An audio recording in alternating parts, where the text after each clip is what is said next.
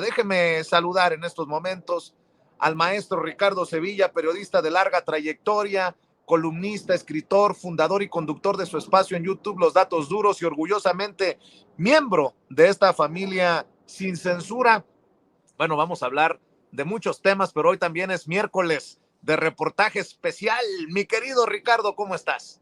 Estoy muy bien, querido Vicente, público memorioso, escuchando aquí la necesaria diatriba sobre este personaje. No contra él, porque él solito lanza piedras sobre su propia cabeza.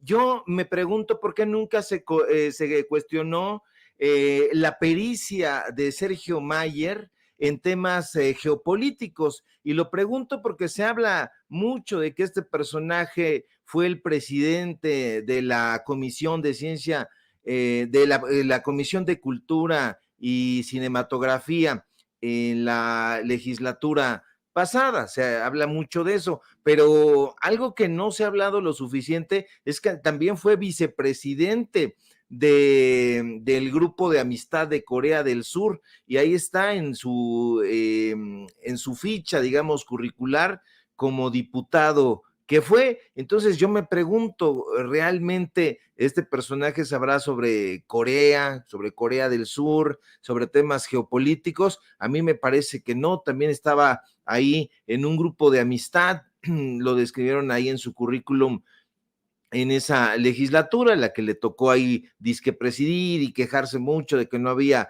apoyos para la cultura. Bueno, es que Sergio Mayer confundía la cultura con la farándula, y la cultura es otra cosa. La cultura debería haber leído a José Ortega y Gasset, pero no le podemos pedir eso porque está muy ocupado con la bolita que le sube y le baja y todo ese tipo de cosas. La verdad es que no merecemos a políticos de esa baja manufactura. Yo creo que si nos estamos quejando de personajes tan abyectos que han estado militando en el Partido Acción Nacional, en el Partido Revolucionario Institucional, y que de pronto brincan con afanes chapulinescos hacia otros lugares, porque el hambre es canija, bueno, pues también habría que mencionar, si no, qué coherencia tendríamos a personajes como Sergio Mayer, un Oye, Richard, sujeto. Dime. que estaba pensando en sus dichos cuando me dijo que yo cuidaba la papa. No sé si te acuerdas cuando lo entrevisté. Bueno, pues a lo mejor él anda buscando la papa, porque bien dices, ¿no? Brincan para donde les conviene, pero pues la bendita independencia, que podemos decir lo que pensamos y lo tratamos de sustentar siempre, mi querido Ricardo Sevilla. Sí, y no tiene o no tendría necesidad de este personaje, porque en los mentideros de la farándula se comentan muchísimas cosas, y una de las cosas que se comentan es precisamente pues que es una especie de becario. A mí no me gusta meterme en los asuntos de la farándula y los chismes al estilo Pati Chapoy, pero en esos mentideros siempre se están exhibiendo. Es más, creo que la semana pasada salía, o esta semana salió en la portada de TV Notas o una de estas revistas, y bueno, pues ahí decía que Anabel Hernández es su fan y una serie de tonterías, pero él no lo necesitaría porque está casado con una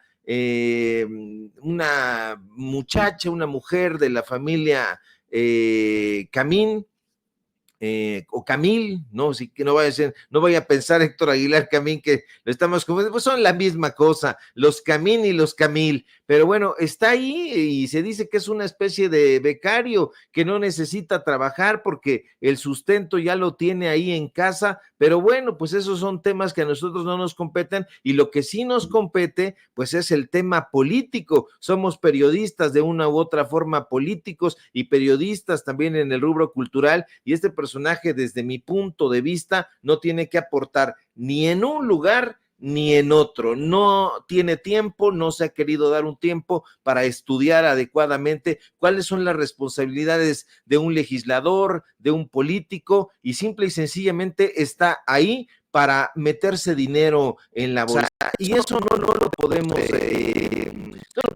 tapar con un dedo. Sencillamente este señor no tiene ningún lado humanista, no tiene ningún lado, ningún vínculo con el pueblo de México. La verdad siempre ha estado en las esferas del show business y simple y sencillamente creo que debería de aplicar aquella frase de zapatero a tus zapatos, pero lamentablemente no lo va a hacer porque este tipo de sujetos faranduleros van justamente donde creen que pueden encontrar dinero. Hablando de dinero, mi querido Ricardo Sevilla, siguen saliendo datos de este poder judicial podrido del que habla el presidente Andrés Manuel López Obrador, engangrenado, dirías tú, y que sigue sangrando a los mexicanos y mexicanas. Así es, querido Vicente, pues vámonos rápidamente a lo que nos compete, que son los datos duros, que es el periodismo de investigación. Y en efecto, el Poder Judicial de la Federación está engangrenado y no tiene llenadera. Y es que siguen gastándose los recursos del pueblo de México a manos llenas, a garras llenas. Y es que déjeme contarle en la investigación del día de hoy que el Consejo de la Judicatura Federal decidió que el próximo año dilapidará más de 60 millones de pesos en transporte de mudanzas. Sí, hace 5 días, la Dirección de Recursos Materiales del Consejo de la Judicatura Federal, desde sus lujosas oficinas ubicadas en la carretera Picacho Ajusco número 170, allá en la colonia Jardines en la Montaña, en la alcaldía Tlalpan, ordenó comprometer parte del presupuesto del próximo año e incluso, Vicente, parte del presupuesto de 2025. Y uno de los rubros que más llama la atención es el correspondiente al servicio de transportación de bienes inmuebles, así le titularon. Y es que en una reunión que se llevó a cabo a las 12 del día en el 7º piso del Consejo de la Judicatura y que estuvo, por cierto, presidida por Claudia Esther Carrillo Pérez y Lorena Lucía Manzano García, representantes de la Dirección General de Recursos Materiales del Consejo de la Judicatura, se decidió autorizar y firmar un acuerdo administrativo por 2 montos sumamente millonarios. El primero fue por un monto de 41,790,230 pesos y el segundo monto fue por un máximo de 20,644,056 pesos. Ambas cantidades, Vicente, de acuerdo con el Consejo de la Judicatura, van a ser destinadas para un costosísimo servicio de mudanzas, o dicho eufemísticamente, un servicio de transportación de bienes inmuebles. ¿Qué van a transportar? No se sabe, porque está muy mal redactado el documento que usted ve, porque es transportación de bienes inmuebles. ¿Cómo demonios se transporta un inmueble? Es algo que debería de explicarnos el Consejo de la Judicatura, pero en la solicitud que metimos no lo explican. Se puede transportar un mueble, pero no se puede transportar un inmueble, a menos que, perdóneme usted la ironía, le pongan una de estas pastillitas de la chiquitolina, pero no se puede, está muy mal redactado y no han respondido a ese cuestionamiento hasta el momento. Supongamos, sin conceder, que se trata de muebles. Bueno, el Consejo de la Judicatura Federal alega que los pagos cubrirán un periodo que ya inició, de hecho, Vicente, hace 4 días, el pasado de 16 de diciembre, y que va a concluir el 19 de julio de 2025, es decir, un año después de que López Obrador haya dejado la presidencia de la República, quizá, nos dicen, para que no se diera cuenta. Lo que llama la atención en todo caso es que ambas cantidades serán pagadas a la misma empresa, una compañía llamada BCC Transportes, Almacenajes y Logística SADCB. De hecho, en el procedimiento CJF/CA-DGRM LPN 041 de 2023, del cual tenemos copia, se puede observar detalladamente el desglose de las cantidades millonarias que el Consejo de la Judicatura pagará por ese exorbitante servicio de mudanzas. Del 16 al 31 de diciembre de este año, fíjese nada más, del 16 al 31 de diciembre, el Consejo de la Judicatura avaló pagar 1,436,677 pesos a la compañía BBC Transportes, o sea, en 15 días, ¿Qué van a transportar en esos 15 días? Es uno de los cuestionamientos que no nos han sabido responder. De enero a diciembre del próximo año, el Poder Judicial pagará con recursos del erario 26,636,000 pesos, y de enero a julio de 2025, el Consejo de la Judicatura decidió pagarle a esa misma empresa 13,717,544 pesos. El primer monto de esos servicios de mudanza será en total de 41,790,230 pesos, que serán, como usted ya se imagina, pagados con dinero del pueblo. Pero eso no es todo, Vicente, porque ese mismo día, es decir, hace 4 días, el Consejo de la Judicatura decidió autorizar una segunda partida, un segundo pago por 20,644,000 pesos. Estamos hablando de más de 60 millones de pesos. Fuentes de la Secretaría Ejecutiva de Administración del Consejo de la Judicatura que nos buscaron, y yo les agradezco muchísimo ese acercamiento, nos aseguran que aunque la licitación aparentemente fue pública, y en efecto lo fue, en realidad ellos nos aseguran que ya estaba todo amañado para que desde el principio la empresa BBC Transportes se quedara con ambos contratos, porque se quedó con los dos. Ahora, cabe mencionar, porque ya sabe que no hay nada casual,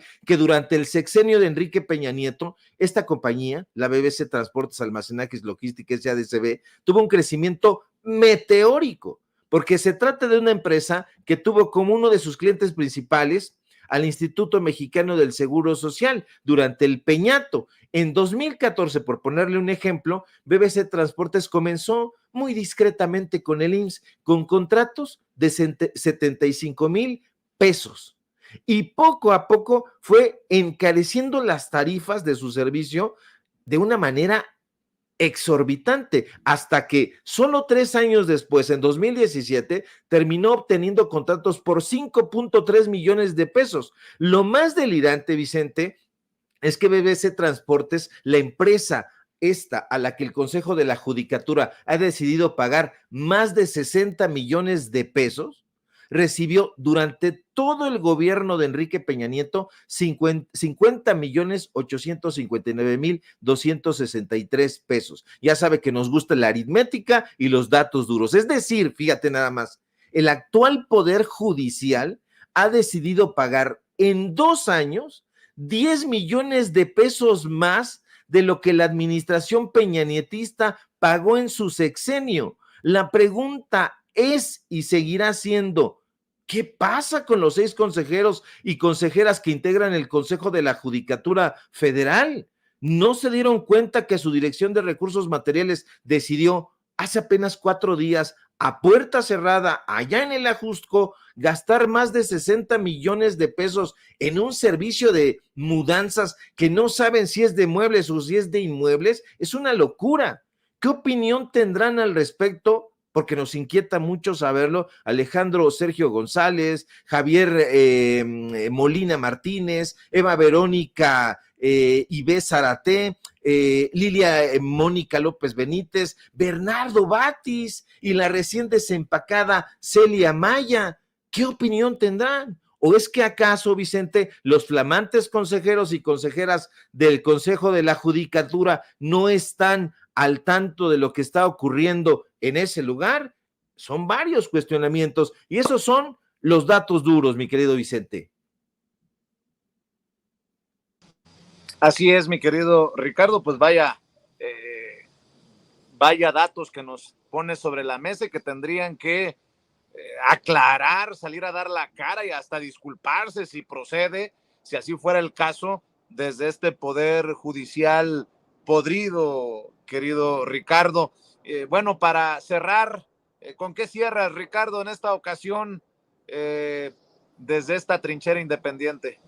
Híjole, yo no quisiera cerrar, mi querido Vicente, pero nos vemos por el tiempo y sabemos que hay muchos invitados muy importantes, voces muy relevantes que vienen a aportar con sustento intelectual a este espacio. Y bueno, mi invitación sería a que por favor, allá en Morena, en este afán de transformar el país, pues tengan un poco en consideración a los votantes, a las votantes, que hagan una reflexión honda y profunda sobre a qué personajes están dejando adherir. Ya vimos que se está desgajando el PRI, lo vemos con muchísima alegría, pero no vemos con nada de alegría que esos personajes que están ahí en el foso de la ignominia sean rescatados por un movimiento de transformación. Yo no creo que de eso se trate. La transformación tiene que ser una transformación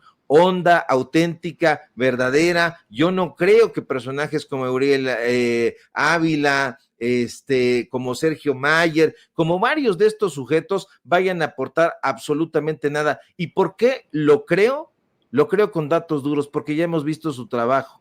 Ya hemos visto el trabajo de ese exgobernador priista, ya hemos visto el trabajo de ese farandulero, y simple y sencillamente no han tenido en ningún momento en cuenta al pueblo de México. Pero se necesita hacer una reflexión, Vicente.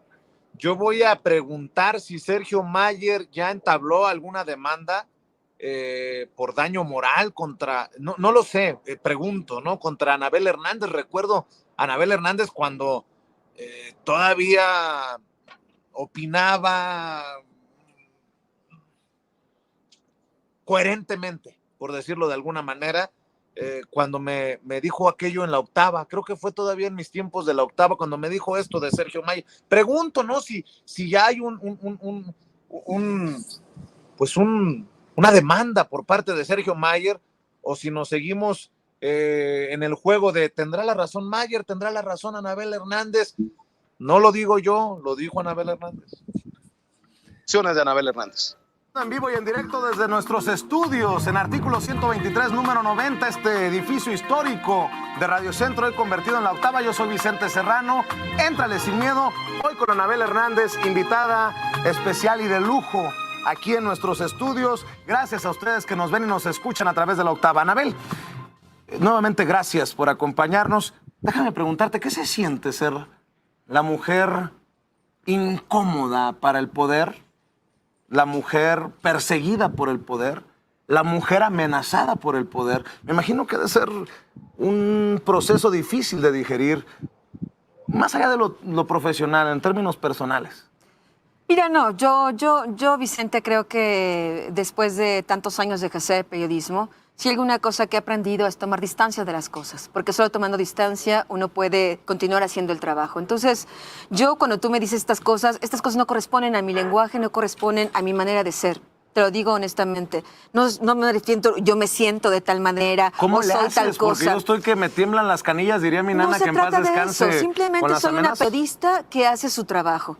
Los periodistas de investigación no ganamos ni perdemos cuando alguno de estos casos llega a una corte judicial. El caso de García Luna no es el primer caso que investigo que llega a una corte judicial. Ahí estuvo el señor Tomás Yarrington, exgobernador de Tamaulipas. Yo en el 2006 escribí también unos capítulos del libro La familia, El fin de fiesta en los Pinos, donde hablaba de sus complicidades con los Zetas, Cártel del Golfo. Me demandó por difamación una demanda que perdió en los tribunales, y finalmente fue detenido exactamente por los mismos hechos que yo había señalado en mi libro. ¿Por qué lo digo yo? No, no es porque lo digo yo, porque Vicente. lo sostienes tú. No, porque es la verdad. El peso de la verdad es mucho más importante de quién la diga. No importa si la dices tú o si la digo yo, el peso de la verdad tiene tal fuerza que tiene su propio camino. Yo ya no me desespero, ¿sabes?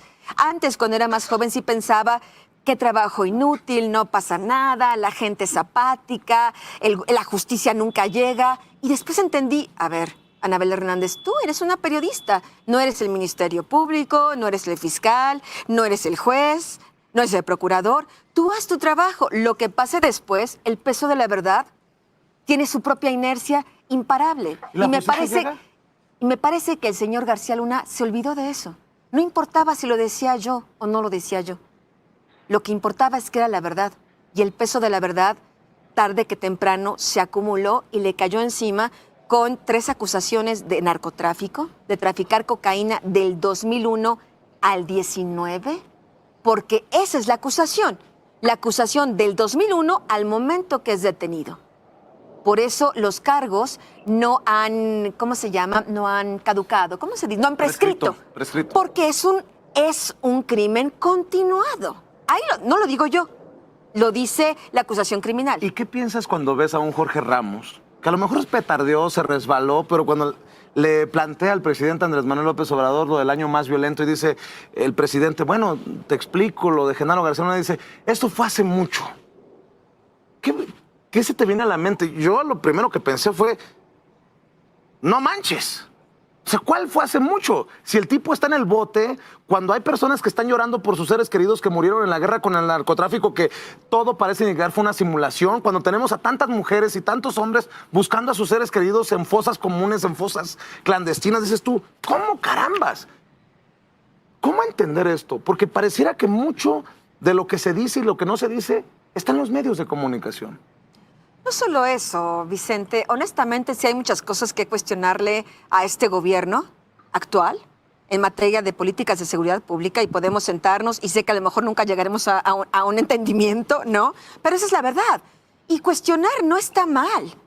Si hay algo que le hace peor a la democracia, porque ahora sí estamos en una democracia, tenemos a un presidente que realmente está electo por una gran mayoría de la población. Democráticamente. Que lo apoya, ¿no? Sin financiamientos puercos, ¿no? Sin financiamientos de la delincuencia organizada, como había pasado en la campaña de Fox, con dinero que llegó a amigos de Fox, que nadie sabe de dónde llegaron, con los financiamientos que hubo en la campaña de Felipe Calderón, con los financiamientos que llegaron a la campaña de Enrique Peña Nieto. Tú recordarás con cuántos millones de pesos se pasó el margen de campaña y al final con el tema de Monex y nadie hizo nada. Bueno, tenemos hoy un presidente que no tiene estas manchas en su elección y que cuenta con una gran popularidad y qué bueno, pero esta popularidad debe también servirle para entender que está para rendir cuentas y a lo mejor habrá preguntas incómodas, y habrá cosas que no le salgan bien y cuando no las salgan bien,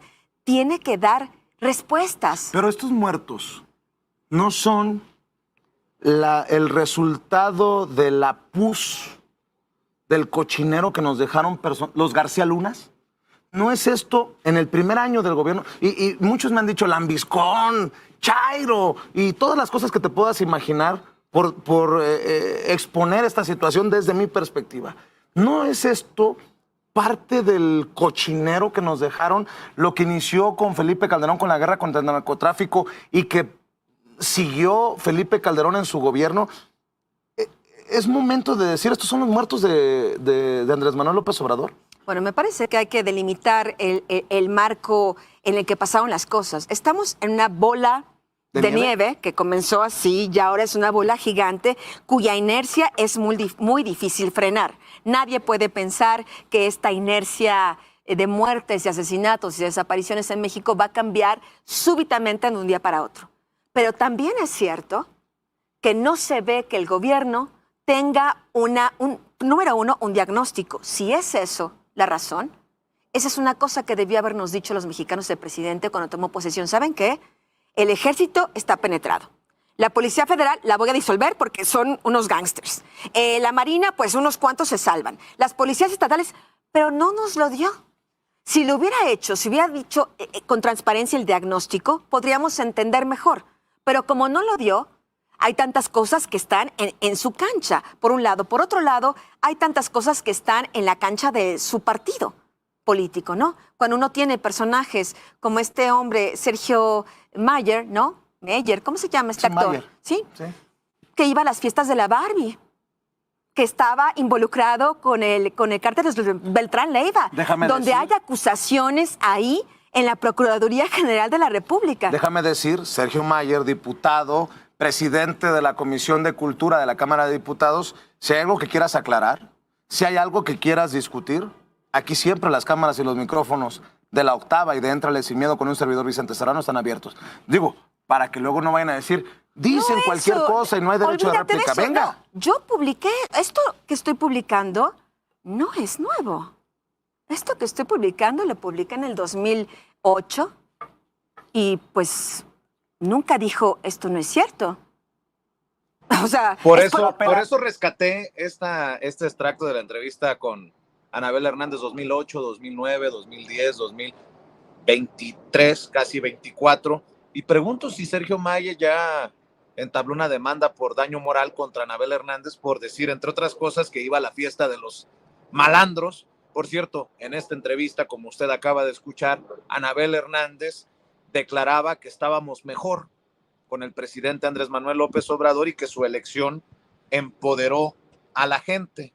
Como han pasado los años, las vueltas que da la vida. Mi querido Ricardo Sevilla, pues cerremos con eso, invitando también a la audiencia de Sin Censura. La risita es la que calienta, Ricardo Sevilla. Invitando a la audiencia de Sin Censura que esté al pendiente a lo que publicas en tus hilos en X y a lo que tienes que decir y aportar desde tus trincheras independientes. Claro que sí, mi querido Vicente, público memorioso, síganme en mis redes sociales y fíjate que por ahí está circulando la fotografía de TV Notas, donde no ha entablado que se sepa Sergio Mayer una demanda, pero lo que sí ha dicho el patanazo es esto que está usted viendo en su pantalla. Dice pero eso no es misógino, ¿no? Eso no es misógino. Fíjate nada más, dice que, pues así como lo está usted viendo en su pantalla, Sergio Mayer le dice a esta revista que, bueno, responde a las acusaciones en ese pasquín a Anabel Hernández y dice textualmente, es mi fan de closet, pero a mí me gustan guapas y elegantes. ¿Qué está diciendo el miserable? Bueno, pues eso es lo que estamos precisamente cuestionando, que sujetos tan deleznables como este patán estén siendo llamados a apoyar, pues no sé qué, desde qué punto de vista esta parte, el segundo piso de la transformación. Yo creo que este señor debería estar en el subsuelo del conservadurismo y de la farándula. En fin, síganme por favor en mis redes sociales, en X o Twitter, @Sevilla Crítico, en Facebook Ricardo Sevilla, así nada más. Síganme Paralelo 24 y por supuesto aquí en la familia Sin Censura, donde somos orgullosamente miembros. Te mando un fuerte abrazo, creo que se me pasó ahí que tenemos informativo hoy en punto de las 8:30, tan acalorado estaba. Te mando un fuerte abrazo, querido Vicente, y estamos pendientes a la información y un poquito tratando de quitarnos el desconcierto de por qué esta clase de faranduleros están siendo llamados a filas. Muy bien, mi querido Richard, estamos al pendiente. Gracias, maestro, que pases excelente día. El maestro Ricardo Sevilla hablando con nosotros sin censura.